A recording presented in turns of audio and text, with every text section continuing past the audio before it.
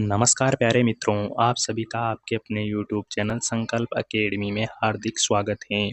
दोस्तों, आज की अपनी इस कक्षा के अंदर सीईटी पात्रता परीक्षा 2026 में आने वाले बहुत महत्वपूर्ण प्रश्नों के ऊपर हम चर्चा करेंगे और उनको देखेंगे कि सीईटी पात्रता परीक्षा 2026 में कौन-कौन से क्वेश्चन आएँगे। तो आज की ये क्लास बहुत महत्वपूर्ण होने वाली है। इस क्लास के अंदर आज हम टॉप 50 प्रश्नों को देखेंगे। टॉप 50 प्रश्नों को देखेंगे जो अति महत्वपूर्ण होने वाले हैं सीईटी पात्रता परीक्षा 2026 के लिए। तो आज का पहला प्रश्न है, राजस्थान के उत्तर से दक्षिण तथा पूर्व से पश्चिम के विस्तार में अंतर कितना है? जो राजस्थान का विस्तार है उत्तर से दक्षिण, पूर्व से पश्चिम, तो इनके मध्य का जो विस्तार है वो कितना है? 41 किलोमीटर, 40 किलोमीटर, 42 किलोमीटर, 43 किलोमीटर। तो आपको बताना है कि उत्तर से लेकर दक्षिण तक और पूर्व से पश्चिम तक जो विस्तार है राजस्थान का, उनका अंतर कितना है? मतलब दक्षिण से पूर्व, दक्षिण से उत्तर की जो लंबाई है और पूर्व से पश्चिम की जो चौड़ाई है, तो उन दोनों को आपको अंतर बताना है। तो इसका अंतर हो जाता है आपके 43 किलोमीटर। डी आंसर आपका सही हो जाएगा। अगला प्रश्न है, राजस्थान के कुल वन क्षेत्र, राजस्थान में कुल वन क्षेत्र कितना है? 32,488, 30,640, 32,701, 36,225। तो आपको बताना है कि राजस्थान में कुल जो वन क्षेत्र है वो कितना है? तो इसका सही आंसर हो जाएगा 30,640। 30,640 आपका बी आंसर सही हो जाएगा। अगला प्रश्न है, निम्नलिखित में से किस जिले की अंतर्राष्ट्रीय सीमा सबसे छोटी है? ऐसा कौन सा जिला है जिसकी जो अंतर्राष्ट्रीय सीमा है वो सबसे छोटी है? तो सबसे छोटी जो अंतर्राष्ट्रीय सीमा है वो बताना है आपको। तो जल्दी जल्दी सारे भाई कमेंट कर दो। तो पहला ऑप्शन है आपका जैसलमेर, बी बीकानेर, सी बाड़मेर और डी गंगानगर। तो आपका सही आंसर हो जाएगा बी बीकानेर, जिसकी मतलब बीकानेर की जो अंतर्राष्ट्रीय सीमा है वो राजस्थान के साथ सबसे कम लगती है। अगला प्रश्न है, निम्नलिखित में से जिस जिले की सीमा गुजरात से स्पर्श नहीं करती वह है? तो आपको बताना है गुजरात के साथ सीमा स्पर्श नहीं करने वाला जिला आपको बताना है। प्रतापगढ़, बाड़मेर, जालोर और डूंगरपुर। इनमें से आपको बताना है कि गुजरात के साथ कौन सा जिला सीमा नहीं बनाता है। तो आपका यहाँ आंसर सही हो जाएगा प्रतापगढ़। अगला प्रश्न है, बोराट पठार जिसके मध्य स्थित है वह है अचलगढ़ एवं तारागढ़, गोगुंदा एवं बैराट, कुंभलगढ़ एवं गोगुंदा, जरगा एवं अचलगढ़। तो बोराट का जो पठार है उसके मध्य क्या स्थित है?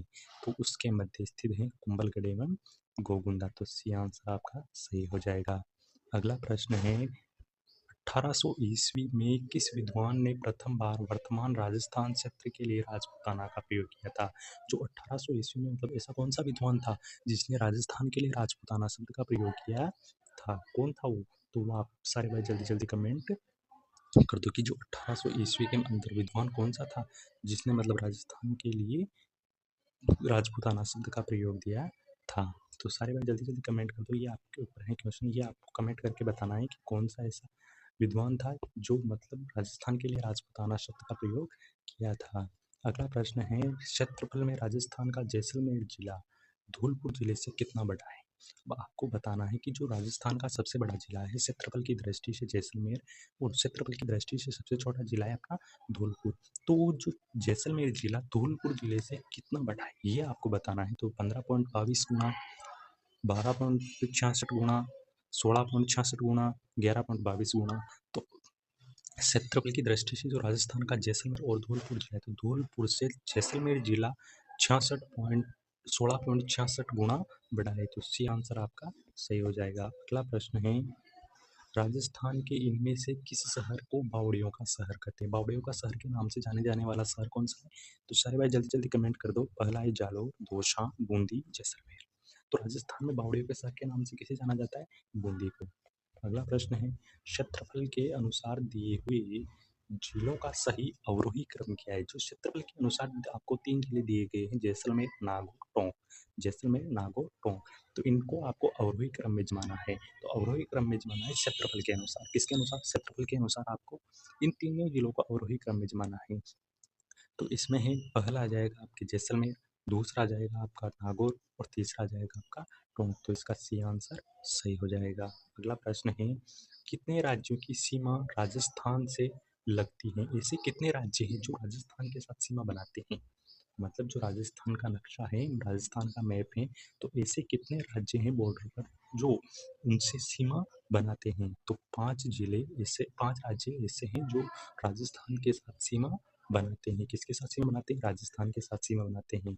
अगला प्रश्न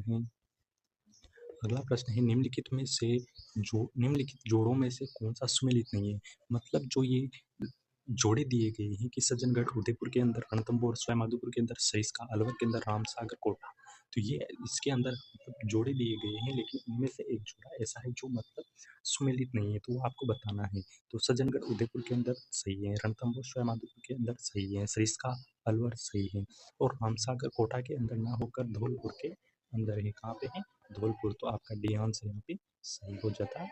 अगला प्रश्न है, बृहत राजस्थान का उद्घाटन किसने किया था? बृहत राजस्थान का उद्घाटन किसने किया था? तो सारे भाई जल्दी जल्दी कमेंट कर दो कि बृहत राजस्थान का उद्घाटन किसने किया था? बृहत राजस्थान का उद्घाटन किसने किया था? जवाहरलाल नेहरू, सरदार वल्लभ पटेल, बाबू राजेंद्र प्रसाद, वीपी मेनन। तो बृहत राजस्थान का उद्घाटन उद्घाटन किसने किया था? वो किया था आपका सरदार वल्लभ भाई पटेल। अगला प्रश्न है, राजस्थान का क्षेत्रफल भारत के कुल क्षेत्रफल का कितना प्रतिशत है? मतलब जो राजस्थान का क्षेत्रफल है 3,42,239 वर्ग किलोमीटर, उसका जो भारत का कुल क्षेत्रफल है, तो भारत का कुल क्षेत्रफल राजस्थान के क्षेत्रफल का मतलब भारत राजस्थान का क्षेत्रफल भारत के क्षेत्रफल का कितना है? 10.41, 9.51, 12.61, 10.85। तो इसमें ए आंसर आपका सही हो जाएगा। 10.41% राजस्थान का हिस्सा है भारत के क्षेत्रफल में। ठीक है, अगला प्रश्न है, राजस्थान राज्य की अंतर्राष्ट्रीय सीमा की लंबाई कितनी है? जो राजस्थान में अंतर्राष्ट्रीय सीमा रेखा है, तो अंतर्राष्ट्रीय सीमा रेखा की लंबाई आपको बतानी है। 1070 किलोमीटर, 4850 किलोमीटर, 1869 किलोमीटर, 5920 किलोमीटर। तो अंतर्राष्ट्रीय जो सीमा रेखा है उसकी लंबाई कितनी है? 1070 किलोमीटर। तो आपका ये आंसर यहाँ पे सही हो जाता है। अगला प्रश्न है, सार बाग स्थित है? सार बाग कहाँ पर स्थित है? सार बाग कहाँ स्थित है? बूंदी में, जोधपुर में, बीकानेर में, अजमेर में। तो सार बाग कहाँ पर स्थित है? बूंदी के अंदर है। सार बाग कहाँ पर है? बूंदी में है। अगला प्रश्न है, राजस्थान पूर्व राजस्थान 25 मार्च 1948 का उद्घाटन किसने किया था? जो पूर्व राजस्थान था 25 मार्च 1948 को, तो उसका उद्घाटन किसने किया था? उसके उद्घाटन करने वाले का नाम बताना है। तो जल्दी जल्दी सारे भाई कमेंट कर दो कि उद्घाटन किसने किया था? N B Gadgil, Jawaharlal Nehru, Sardar Patel, सुभाराम Kumawat. तो इसमें आपका बी आंसर सही, ए आंसर सही हो जाएगा। अगला प्रश्न है, राजस्थान राज्य की आकृति कैसी है? कि राजस्थान की जो आकृति है वो किस प्रकार की है? तो आपको बतानी है। चतुष्कोणीय, विषमकोणीय, समकोणीय और षटकोणीय। तो राजस्थान की जो आकृति है वो किस प्रकार की है वो आपको बतानी है। तो राजस्थान को आप के अधिकांश बनाते हैं तो कैसे बनाते हैं? वो इस प्रकार से बनाते हैं। तो जो राजस्थान की आकृति है वो किस प्रकार की है? विषमकोणीय चतुर्भुज के समान। तो इसमें क्या हो जाएगा? बी आंसर आपका सही हो जाएगा। अगला प्रश्न है, 18 अप्रैल 1948 को संयुक्त राज्य का उद्घाटन किसने किसने किया था? जो 18 अप्रैल 1948 को संयुक्त राजस्थान का उद्घाटन हुआ था, तो वो किसने किया था? संयुक्त राजस्थान का उद्घाटन कब हुआ था? 18 अप्रैल 1948 को। तो वो किसने किया था? सरदार वल्लभ भाई पटेल, जवाहरलाल नेहरू, सी राजगोपालचारी, वीपी मेनन। तो वो आपको जल्दी जल्दी कमेंट कर दो सारे भाई। तो बी हो जाएगा इसमें आपका सही आंसर, जवाहरलाल नेहरू। वह जिला जो 100 द्वीपों के क्षेत्र के नाम से जाना जाता है, 100 द्वीपों के क्षेत्र के नाम से कौन से जिले को जाना जाता है? 100 द्वीपों के नाम से जाना जाने वाला शहर कौन सा है? झालावाड़, बांसवाड़ा, डूंगरपुर, सिरोही। तो बी आंसर आपका सही हो जाएगा, बांसवाड़ा। अगला प्रश्न है, राजस्थान स्थापना दिवस मनाया जाता है? राजस्थान स्थापना दिवस कब मनाया जाता है? राजस्थान स्थापना दिवस 3 मार्च, 23 मार्च, 30 मार्च और 25 मार्च। कब मनाया जाता है? 30 मार्च को मनाया जाता है। राजस्थान स्थापना दिवस कब मनाया जाता है? 30 मार्च को। तो सी आंसर आपका सही हो जाता है। अगला प्रश्न है, कालीबंगा की सभ्यता किस सभ्यता से संबंधित है? जो कालीबंगा की सभ्यता है वो किस सभ्यता से संबंधित हैं।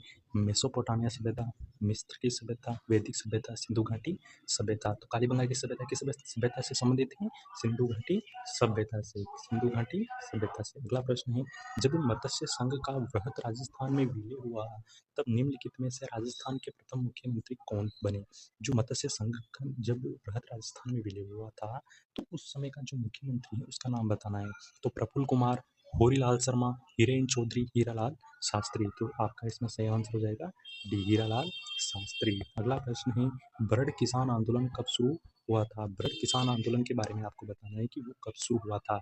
अप्रैल 1922, अप्रैल 1923, अप्रैल 1921, अप्रैल 1920। ये आंसर आपका सही हो जाएगा, अप्रैल 1922 को ब्रड किसान आंदोलन शुरू हुआ था। अगला प्रश्न है, किस किले में हमें 9 एक समान कक्षों का समूह देखने को मिलता है? ऐसा कौन सा मतलब किला है जिसमें 9 एक समान कक्ष आपको देखने को मिल जाएगा? तारागढ़ का किला, गागरोन किला, नाहरगढ़ किला, चित्तौड़गढ़ किला।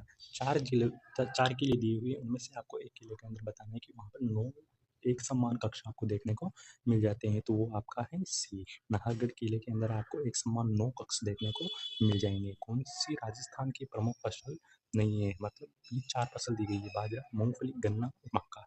तो ऐसी कौन-सी फसल है जो राजस्थान में की प्रमुख फसल नहीं है? तो वो आपकी है गन्ना, सी। गन्ना क्या है?